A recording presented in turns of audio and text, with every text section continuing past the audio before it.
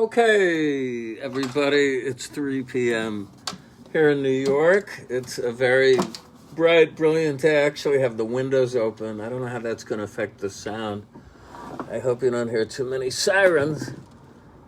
But, well, now the clouds are out. Well, anyway, it's a big pleasure and an honor for me to be here, to play for you again. And I'll be here every Tuesday, Thursday, and Saturday at 3 p.m. Eastern Standard Time. And anyway, let's get right down to it. Yesterday, I attended a Zoom funeral organized by my sister, Lori Lucas, for my mom, Adele Goldman. And I want to say again, thank you so much for your lovely expressions of support for my family in this difficult hour. And it was a beautiful service. But, okay, I'm always good to play at funerals, but also weddings, and so here, some music for you.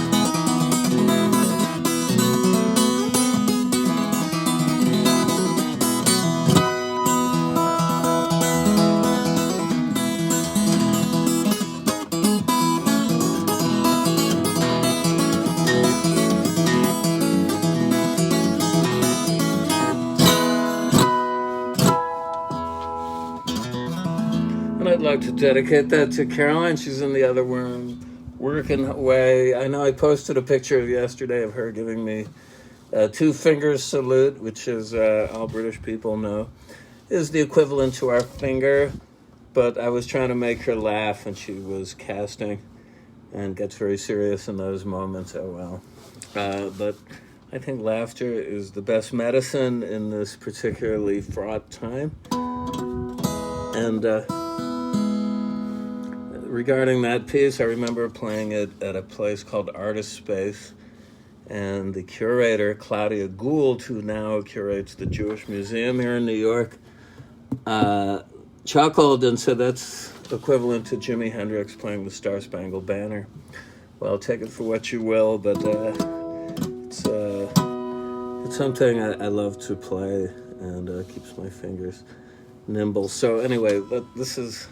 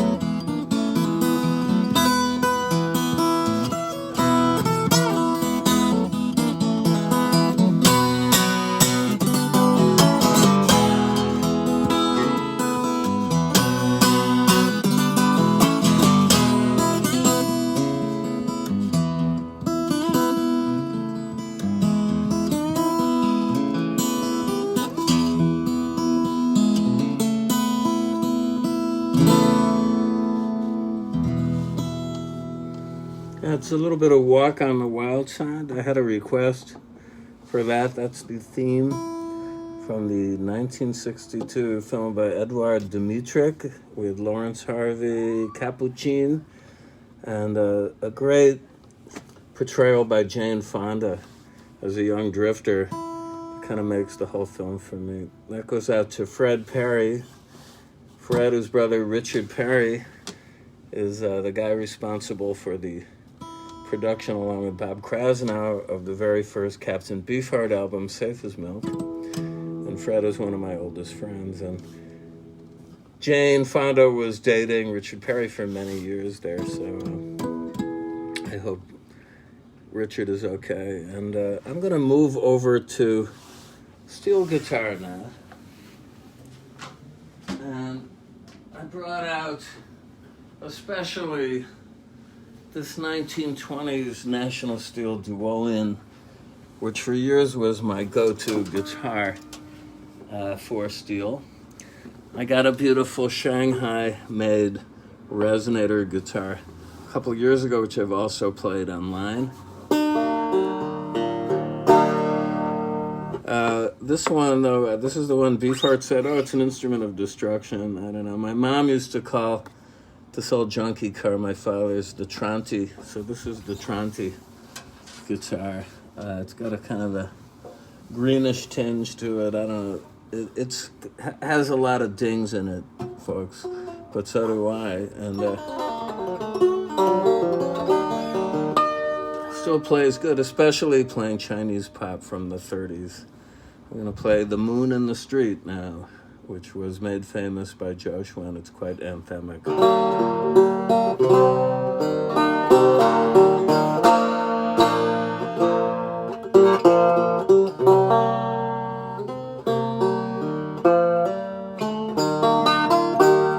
going to play.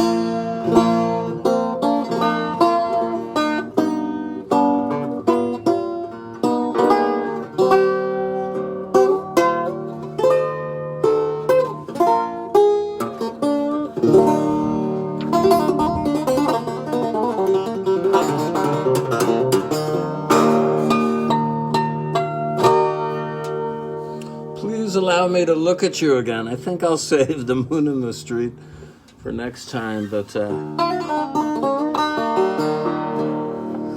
what this thing can do with it.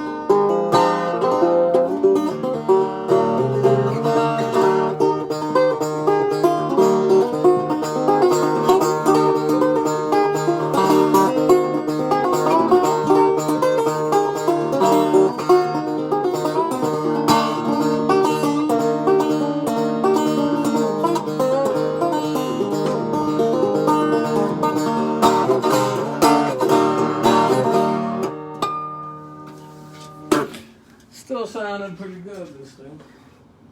And I'm going to play something on electric guitar for you.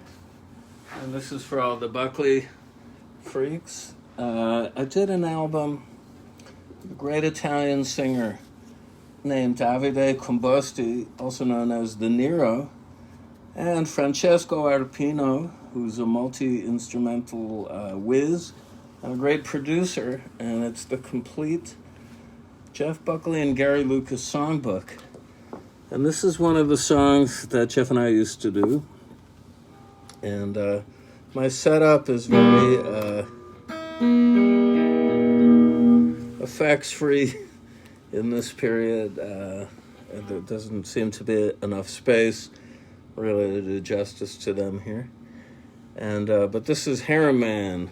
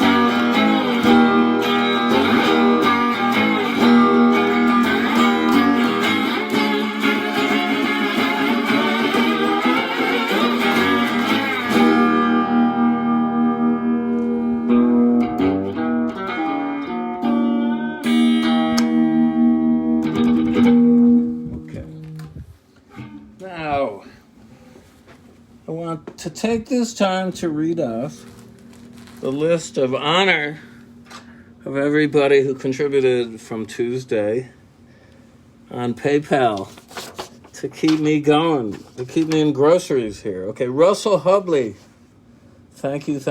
Max Green, all the way from Riverside, California.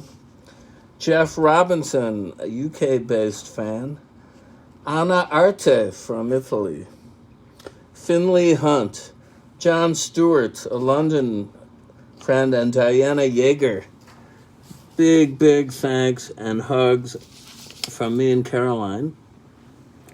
And if you like what you hear and you can show your appreciation, PayPal me, please, at Gary@GaryLucas.com.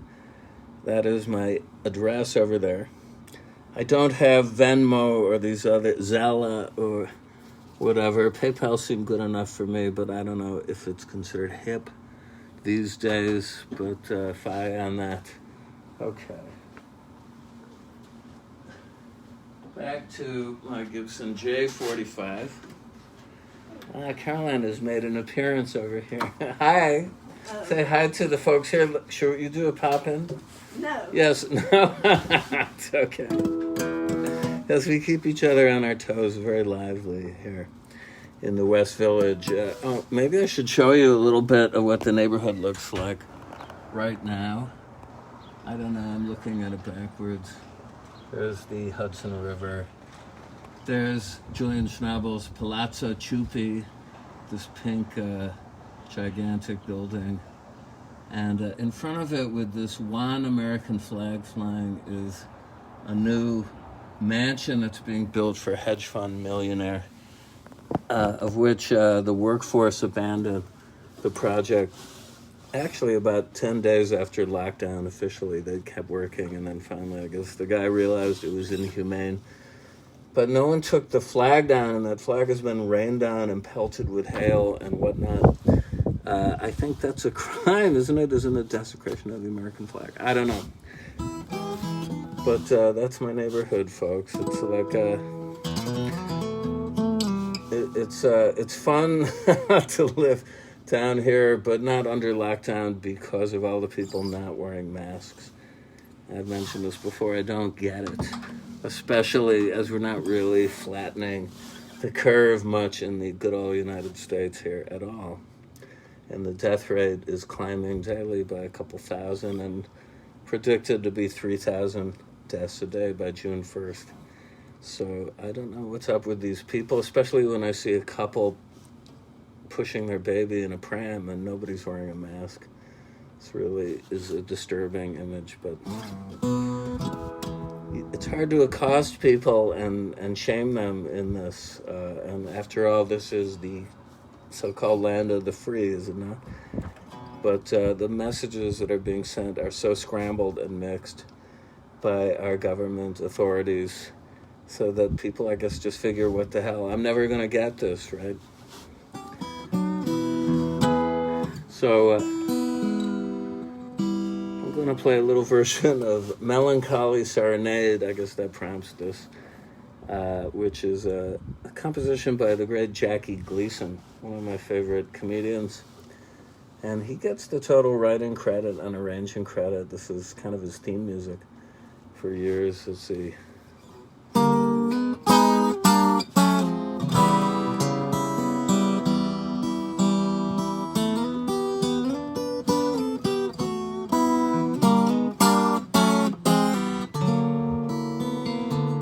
It's too melancholy.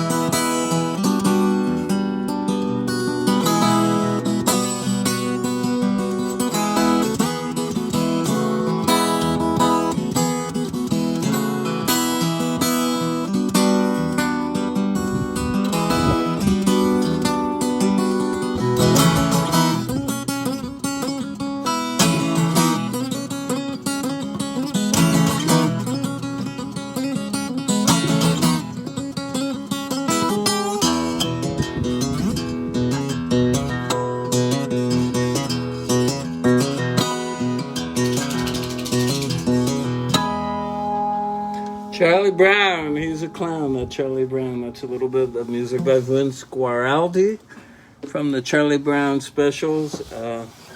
Well, I guess that clock on the wall says it's almost time to go, but I'll leave you with some more plugs.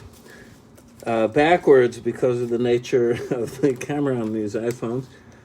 My last album that was officially issued, The World of Captain Beefheart, featuring fabulous Nona Hendricks and a crack ensemble, Jesse Krakow, Jordan Shapiro, Richard Dworkin, and myself, essaying Don Van Vliet's very difficult music and some of his most soulful R&B-ish compositions. I've already mentioned this one, the complete Jeff Buckley and Gary Lucas songbook on the Italian Esordisco label, voted Best Album of the Year in Classic Rock Italia, and coming on September 11th, The Essential Gary Lucas, with a beautiful cover by my friend Steve Byram. I can't tell you how wonderful this package is. I'm so proud of it. And I have a bunch of samples that were sent me, but we had to delay the official release. Oh yeah, but that reminds me, I'm going to just step into the archive for a minute to show you something of historical value. I'll mention Steve Byram, who's one of my oldest, dearest friends, and Steve and I did a lot of work together back in the day. This is ancient history, folks, when I had a day job. What is this? At least 30 years ago. Yeah, which I left this day job in 90 with a contract with Columbia Records, but you know how that went. I've discussed that. You can also read my book, Touched by Grace, My Time with Jeff Buckley, where I go into detail. Steve, at the end, was doing beautiful posters for me. This is one of them. Again, I'm sorry, it's backwards, but you can see the design. That's a portrait of me with a rubbery-necked guitar. Gary Lucas solo guitars, Friday, April 14th. This has to be 1989, 9 p.m. at the Knitting Factory. Then a bunch of quotes. I'd amassed a few at this point. Guitarist of 1,000 Ideas, New York Times. Yes. S. is Lucas from the Berlin Morgen Post. That was the headline or a picture caption when I played the Berlin Jazz Festival in '88. Drop kicks rock guitar into the 1990s. That was in Melody Maker. I wonder who wrote that one. And then a quote from my mom. The guitar. Murray, he's talking about the guitar again, Gary's mom. Yeah, my parents actually were very enthusiastic supporters of my work, and yeah, I just want to say, again, I really appreciate everybody's messages of support. So that's it. Take care until Saturday, this Saturday when I'll be back here. And I'd love to play for you guys. And I'm working on a whole batch of songs, including The Moon in the Street. And I wish I had Feifei Yang here to sing this. And there goes Caroline over there. She's scooting out of here because of an important phone call that's just come in. Love you guys, and I will see you. And also, if you like my hat, check out my friend Orlando Palacios and his company Worth and Worth. He's like a one-of-a-kind, brilliant hat maker to a lot of people. I could name some names here. Keith Richard is one. I mean, just an endless celebrity client roster, and he's my buddy.